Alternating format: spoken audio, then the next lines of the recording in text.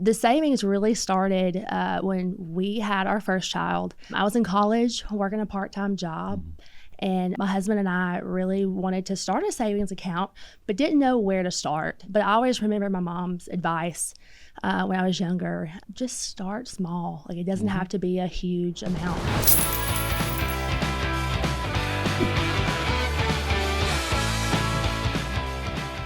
Hey, this is Shay. And this is Carrie. Welcome to the Pocket Change Podcast, where you'll learn better ways to spend, save, and invest and take control of your financial journey.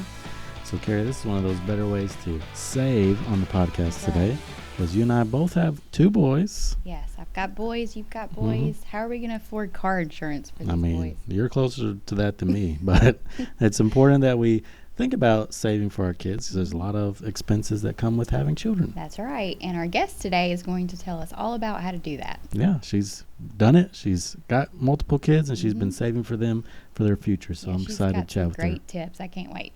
We're excited to welcome our guest today, Lindsey Jackson, one of our financial champions here at Leaders. Welcome to Pocket Change, Lindsey. Thank y'all for having me. Well, so we're excited to get into this topic today because you have a passion for helping children save money. So can you tell us where that came from? It actually came from my mom. When we were growing up, me and my sisters, she really tried to instill in us how to be good stewards of our money. And then as we got older, she really tried to help us take that same knowledge and apply it to our children. So we have started savings for each of our kids. So tell us a little bit about that. Tell us about your family, your kids' ages, and how that all got started. So I have 4 kids. The age range is between 11 and I have a 1-year-old. So I also have 2 girls. They are 5 and 3. The savings really started when we had our first child. I was in college working a part-time job. And my husband and I really wanted to start a savings account, but didn't know where to start. But I always remember my mom's advice when I was younger: just start small. Like, it doesn't have to be a huge amount. So that's what we did.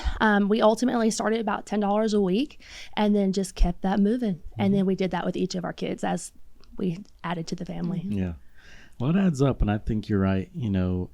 Just starting where you can and building from there. And just getting started is the first step. Just do it. If it's $5, $10, you can build up from there, but you can't save $100 till you save $10. You can't save $1,000 till you saved $100. So you've got to start somewhere. So I think that's important. Yeah, absolutely. When they get older, that was our biggest thought, is like vehicles when they get to driving age, or if they're ready to move out of the house, or college. I was in college when we started. And so those are larger ticketed items that you really, it's hard to come up with that kind of money all at once. So that's why we really decided to save and kind of build that up as we go. And I think what we'll find throughout the rest of this podcast is there are a lot of options, savings accounts, just regular savings. We'll talk about some of that, even some investing accounts. But the point of this is to just say, hey, we want to start with just $10 a week, putting that aside and saving that for the future for our kids. So important. Absolutely. Yeah.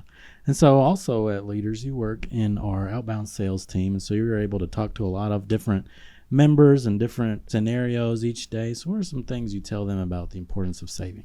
It's just a start. I've been in the banking world now for 10 years, and it is absolutely heartbreaking when you have someone that you're talking to and they can't put their hands on $50 for an emergency. It absolutely is heartbreaking. When I talk to my members, I'm really trying to educate them to really think through what their goals are, whether it is saving for their own kids, whether it's saving for themselves, and really just kind of, if you have to, start small, and don't let it be intimidating, because in the long run, things are going to come up and you want to be prepared. I think you mentioned a good point about, what is your goal? You want to save for your kids so by the time they're 18, they're ready to go to college or go to work, they have something there that they can use for a car payment or down payment or a big purchase or something. So you've got to have your goal in mind. What are you saving for? I'm saving for an emergency, saving for my kids, whatever the case is. So that's important to think about too. Yeah, absolutely.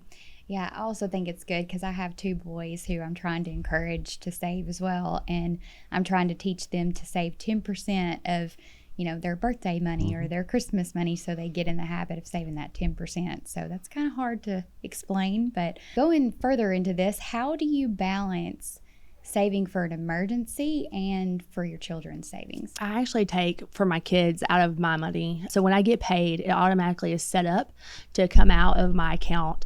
So that way I don't even see it. Therefore, I'm not even budgeting it for anything else. And you can take that same approach and do it for your emergency fund. My husband and I kind of work on it a little bit differently.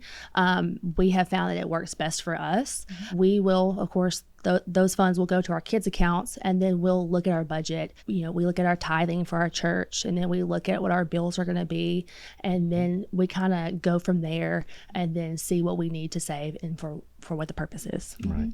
Yeah, it's important to get each other on the same page and how you want to split that up and work together. So that obviously, if you're in a relationship, it's best to do that together. I think we can support that on this podcast. So we want to work together on that if we're in a relationship together, because it's so important to be on the same page financially. And so how do you involve your kids? Do they know you're saving for them, or what does that look like? They will know. My smaller ones will know. My oldest does know that we are saving for him. He always asks, like, hey, how much is in there? Because he's always wanting to spend it on like toys or that next gift card for a game online. But we try to involve them, or him especially, in when he gets birthday money, or he's wanting to do chores now and start saving that way. So, and have him sit down and kind of like walk through the process. Okay, this is how much we have. You're wanting to spend it on this toy or this gift card, and you're wanting to, do that. But we also want to instill the savings aspect in there as well. There have been times where he didn't need anything, and he's gotten birthday money or Christmas money, and we've just set it aside. There have been even a few times he's like, Mom, I don't need anything. Just put this in my account. Okay. So we definitely try to involve him, and as he gets older, that will be a deeper conversation about what it's going to look like when he's driving or has to pay for his own gas, or if he wants to go out with his friends. So it's definitely going to be an ongoing conversation with him and then our other kids as they get older. Yeah, that's wonderful.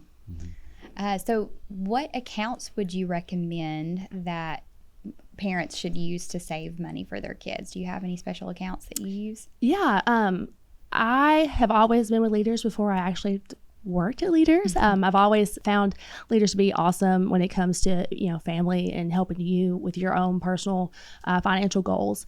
So we actually had sat down with a representative, and they kind of talked to us about it, and it was a Leaders Future Leaders account. So we utilized that, where you can earn the 5% on the first 500. And then anything above that, we actually kind of rolled into a CD or any other high yield savings accounts that Leaders had to offer. That's great advice for our listeners. And you're right, those are great accounts. And I love the idea of rolling it into a certificate so that you can't even touch it. It's out of sight, out of mind. Exactly. Can't touch it. And even better for the kids is, when they're in school, they can earn even more on good grades, perfect attendance. That's right. And, for making deposits, we do some quarterly drawings and things like that. So even more ways they could earn. So try to incentivize that saving even on our side from the credit union to show the importance of that to the kids. And hopefully they're having fun along the way, getting treats and filling up their piggy bank like we have on the table if you're watching. So, things like that make it fun, hopefully. Yeah, my son, now that he's old enough to get A's and B's, he's like, Mom, did you take my report card so I can get it's $1 for every A, up to $5. So it is a really good incentive for our children to make good grades, but also to help them incentivize in savings. Yeah, absolutely. And you've got a fun way maybe, or another saving strategy, especially those that are watching, you've brought it with you, a little a savings book. And tell us about that and how that works. So I actually got this from the idea from some of my coworkers at the oil well branch. So it was a great idea. It kind of piggybacked off the envelope system that my mom used to have me do when I was younger. So it's a little savings book challenge. When I don't get a loaded tea in the morning, because that's my weakness, I'll put that money into this, and then we have a goal, like, we'll put this toward our vehicle just for like a principal payment. That's another way of really saving. For me, if it's in cash, I don't want to spend it. I'll swipe my debit card all the time. So I have found that just having cash and not wanting to spend it, because I can visually, I can see it. You see it leaving your hand. So wallet. I know it's like, I'm sorry, we can't do it. My kids are really They love McDonald's. I hear how they want to go to Old McDonald all the time. Old McDonald's. And, it's like, oh, I've got cash. Like, this is for this. We have to, we don't have Old McDonald money today. It's been challenging, but it definitely has been rewarding because I can visually see it and know that it has a purpose. I have a friend that's actually the opposite. She will spend her cash because she'll pull out what she knows that she can spend, and she doesn't like swiping her card. So I would say just try to find what works best for you and you and your family, and then go from there. There's lots of those little booklets like that. I mean, you can find them on Amazon, but you can buy your own binder and put the little baseball card sleeves in there and absolutely label it for whatever amount you want to put on there. And if you got an extra $5 wherever you find in your wallet in cash, set that aside and build it up. So lots of different ways, but that's a cool way to do it. So you've shared some great advice. Is there any specific goals that you have met that you would like to share with us? Yeah, there's been several. One that I am really proud of, when I graduated college, I had 10 student loans, and I was like, oh my goodness, how are we going to get out of this? So we took the advice from my mom, and I really started trying to pay that off. So now we are down to almost 4 of my 10 student loans. That's so great. we paid off. Congratulations. We're getting close to paying that last one off. So it's just down to 4. Yeah, that's amazing. That's great. And that's what you've set your mind to, and you had it as a goal, and you focused on it, and you're knocking it out. So that's very encouraging for our listeners. So you've already shared a lot of great financial advice. What would you say is the best financial advice that you've been given? Well, it all really has come from my mom as I've gotten older, and then as I've learned at being in the financial world, is just starting out small. You don't have to, start out with a large amount. There have been times that we weren't able to save as much. We needed new tires, or something just came up and we couldn't afford to save as much. But don't get discouraged. There'd be times that we just okay, we're not eating out today, and then we take that money and set it aside. So I've really gotten some awesome advice as I have gotten older, and especially working here at Leaders. All right, so our last question: if you had some extra change in your pocket, what would you spend it on? If it wasn't going to Old McDonald's or for my kids, I definitely like I said, loaded teas, or going to get my nails done. So that's a great one. Yeah. A little self-care splurge there. Yes, right? You deserve it. Thanks so much for being with us today. We enjoyed hearing all your tips. All right, thank you for having me. It's been a lot of fun. Thanks for tuning in to the Pocket Change Podcast. Be sure to rate, review, and subscribe, and check out this full episode on YouTube so you can see Lindsey's savings book. The Pocket Change Podcast was brought to you by Leaders Credit Union, where we power your passion and make lives better. Cha-ching! Leaders is federally insured by the NCUA Equal Housing Lender. Learn more at leaderscu.com.